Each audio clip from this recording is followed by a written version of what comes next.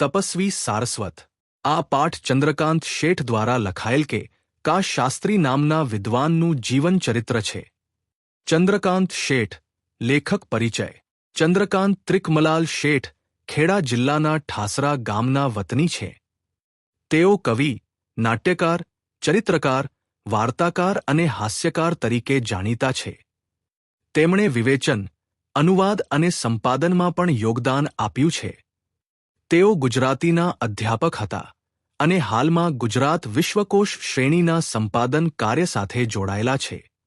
ચંદ્રકાંત શેઠની મુખ્ય રચનાઓ કાવ્ય સંગ્રહો પવન રૂપેરી, ઉઘડતી દિવાલો, પડઘાની પેલે પાર, ગગન ખોલતી બારી, શગે, એક ઝળહળીએ, જળ, વાદળને વીજ, ગગનધરા પર તડકા નીચે બાળકાવ્યો, ચાંદલિયાની ગાડી, હું તો ચાલુ મારી જેમ, ઘોડે ચડીને આવું હુલલિત નિબંધો, નંદ સામવેદી બાળપણના સંસ્મરણો, ધૂળમાની પગલીઓ પુરસ્કાર। તેમને ગુજરાતી સાહિત્ય સભા તરફથી રણજિતરામ સુવર્ણચંદ્રક અને દિલ્હી સાહિત્ય અકાદમીનો એવોર્ડ મળ્યો છે। કે કા શાસ્ત્રી જીવન ઝાંખી। આ પાઠમાં લેખકે કે કા શાસ્ત્રી નામના પ્રસિદ્ધ વિદ્વાનનું વ્યક્તિચિત્ર આલેખ્યું છે, જેમાં તેમના જીવન અને કાર્યોને આવરી લેવામાં આવ્યા છે। કે કા શાસ્ત્રીનું દેખાવ અને વ્યક્તિત્વ। શાસ્ત્રીજી પાતળા શરીરના અને ઘઉંવર્ણા હતા। તેઓ કપાળ પર કુમકુમનું તિલક કરતા અને વૈષ્ણવી બંડી પહેરતા, માથે કેસરી ટોપી અને પગમાં ચંપલ પહેરતા। તેઓ લાકડી લઈને મંદિરે જતા। જન્મ અને પરિવાર। કે કા શાસ્ત્રીનું પૂરું નામ કેશવરામ કાશીરામ શાસ્ત્રી હતું। તેઓ જૂનાગઢ જિલ્લાના માંગરોળમાં 28 જુલાઈ 1905ના રોજ જન્મ્યા હતા। તેમના પિતા કાશીરામ શાસ્ત્રી વિદ્વાન હતા અને માતા દેવકીબહેન ધાર્મિક હતા। શિક્ષણ। તેમણે પ્રાથમિક અને માધ્યમિક શિક્ષણ માંગરોળમાં લીધું। તેમણે સંસ્કૃત વ્યાકરણ, મહાકાવ્યો અને પુરાણોનો અભ્યાસ કર્યો। યુવાવસ્થામાં તેઓ પુષ્ટિભક્તિ અને જ્ઞાનમાં દ્રઢ થયા। કારકિર્દી। મુંબઈમાં સ્વાસ્થ્ય સારું ન રહેતા તેઓ શિક્ષક તરીકે વતન પાછા ફર્યા। તેમણે હસ્તપ્રતો પરથી મુદ્રણકામ અને પ્રૂફવાચનની તાલીમ લીધી। 1925થી 1935 સુધી શિક્ષક તરીકે કામ કર્યું। ત્યારબાદ તેઓ પ્રજાબંધુ સાપ્તાહિકમાં જોડાયા અને પછી ગુજરાત વિધાનસભામાં કામ કર્યું। તેમણે હસ્તપ્રતોની સંકલિત યાદી તૈયાર કરી। સાહિત્યિક યોગદાન। તેમણે હેમચંદ્રાચાર્યના અપભ્રંશ વ્યાકરણનો ગુજરાતીમાં અનુવાદ કર્યો। તેમણે ભાષા, વ્યાકરણ, કોશ, ઇતિહાસ, સંસ્કૃતિ અને સાહિત્ય જેવા ક્ષેત્રોમાં ઘણું કામ કર્યું। ઉચ્ચ શિક્ષણ અને અધ્યાપન। 1939થી તેમણે ઉચ્ચ શિક્ષણમાં સેવા આપી। ગુજરાત યુનિવર્સિટીએ તેમને અધ્યાપક તરીકે માન્યતા આપી। તેમના માર્ગદર્શન હેઠળ ઘણા વિદ્યાર્થીઓએ પીએચડી કર્યું। સંશોધન અને સંપાદન। તેમણે મહાભારત અને ભાગવત જેવા ગ્રંથોનું સંશોધન અને સંપાદન કર્યું। કોશ કાર્ય। તેમણે ગુજરાતી ભાષાનો લઘુકોશ, પાયાનો કોશ, અનુપ્રાસ કોશ અને બૃહદ ગુજરાતી કોશ જેવા કોશો બનાવવામાં યોગદાન આપ્યું। સન્માન અને પુરસ્કાર। તેમને વિદ્યાવાચસ્પતિની ઉપાધિ અને પદ્મશ્રીનો ખિતાબ મળ્યો। ગુજરાત સાહિત્ય સભાએ તેમને રણજિતરામ સુવર્ણચંદ્રક આપ્યો। સ્વભાવ અને જીવનશૈલી। શાસ્ત્રીજી સરળ અને વિનયશીલ સ્વભાવના હતા। તેઓ સવારમાં વહેલા ઉઠીને ધર્મધ્યાન અને સરસ્વતીની સેવામાં સમય વિતાવતા। શાસ્ત્રીજીનું જીવન સાદગી અને સરળતાનું ઉદાહરણ હતું।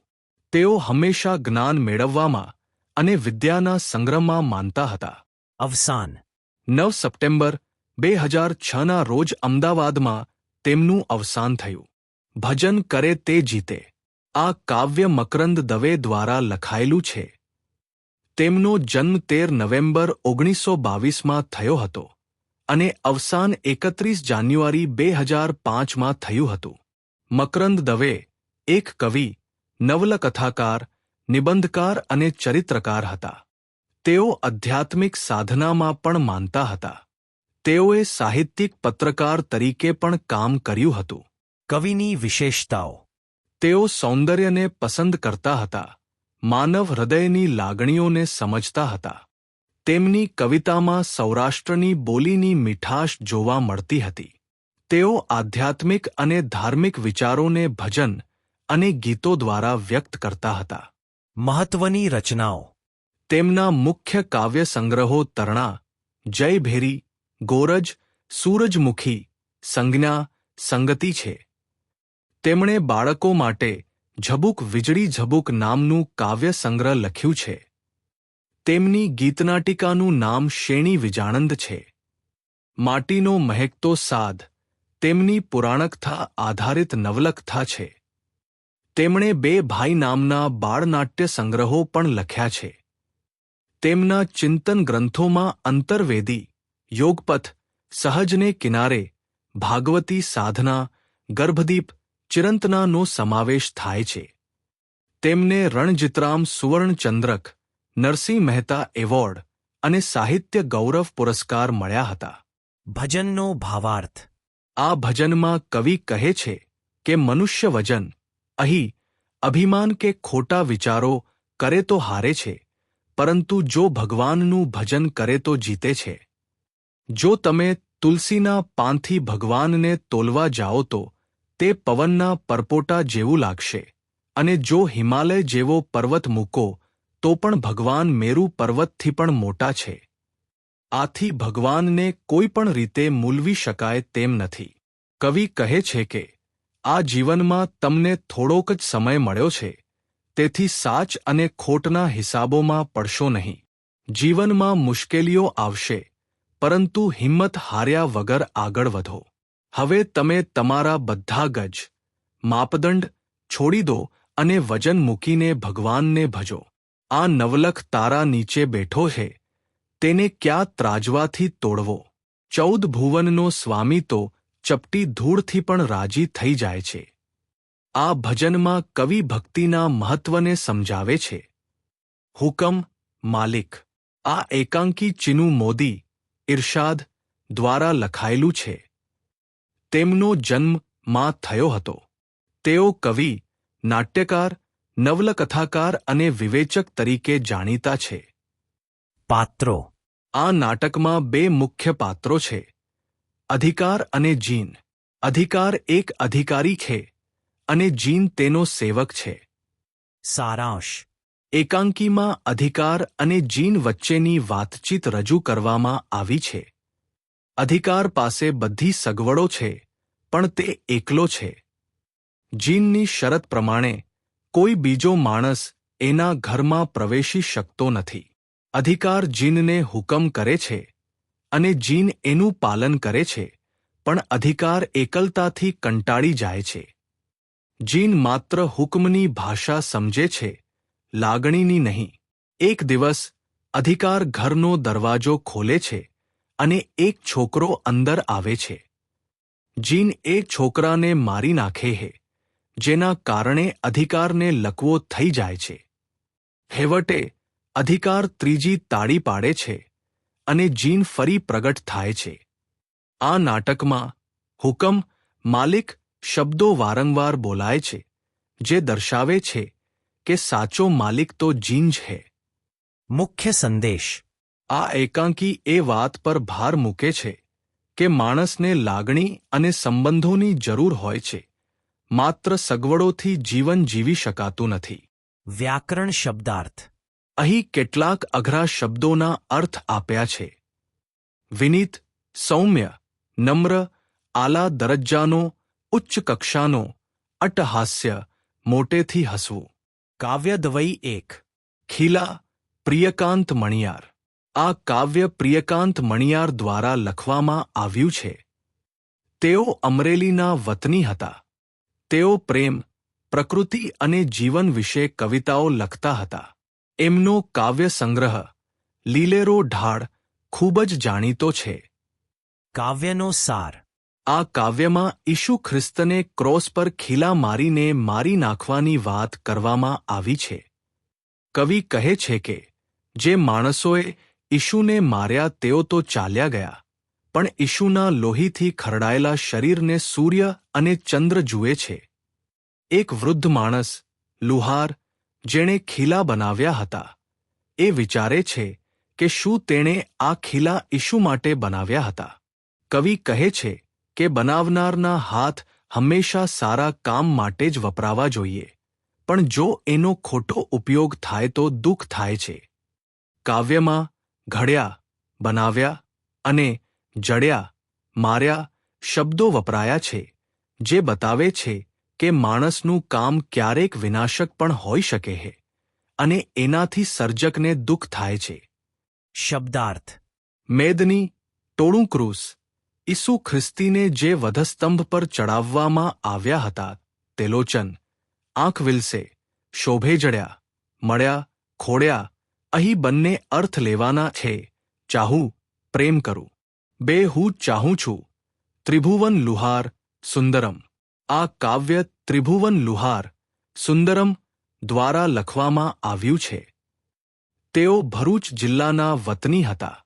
તેમણે નવલકથા સિવાય ઘણા સાહિત્ય પ્રકારોમાં લખ્યું છે. તેમણે આધ્યાત્મિક, ભગવાન સંબંધી કવિતાઓ પણ લખી છે. કાવ્યનો સાર. હું ચાહું છું કાવ્યમાં કવિ કહે છે કે દુનિયામાં દરેક વસ્તુ નાશ પામે છે, પણ પ્રેમ હંમેશા ટકી રહે છે. કવિ દુનિયાની દરેક સુંદર વસ્તુને પ્રેમ કરવા માંગે છે, પરંતુ જે વસ્તુઓ સુંદર નથી તેને પણ પ્રેમ કરીને સુંદર બનાવવા માંગે છે. કવિ રાગદ્વેષ અને ઊંચનીચ જેવા ભેદભાવોથી દૂર રહેવા માંગે છે. શબ્દાર્થ.